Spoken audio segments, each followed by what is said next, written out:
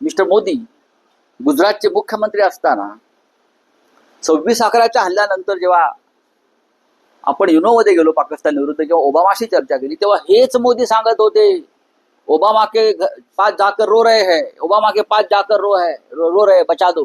आता मोदी काय ट्रम्पकडे जाऊन लढतायत, अमित शहा ट्रम्पकडे जाऊन लढतायत. या देशाच्या हुतात्म्यांचा, ज्या 26 माय भगिनींचा सिंदूर पुसला गेला, त्यांचा त्यागाचा केलेला हा अपमान आहे. हे सिंदूर बिंदूर हे सगळं राजकारण झूट आहे त्यांचं. मी आता स्पष्टपणे सांगतो, काही माघार घ्यायची गरज नव्हती. या क्षणी जेव्हा आपण एका टोकाला जाऊन पोहोचलेलो आहोत, तेव्हा अशा प्रकारचा अवसानघात करणं हे कोणाच्या तरी दबावाखाली कोणाला तरी फायदा पोचावा यासाठी युद्धबंदी जाहीर केली.